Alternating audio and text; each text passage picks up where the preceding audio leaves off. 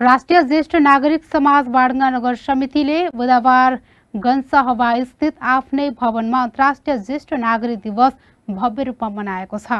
कार्यक्रममा बाडुङ्गा नगरपालिकाका उपप्रमुख रीता कुमारी चौधरी प्रमुख अतिथि रहनु भएको थियो।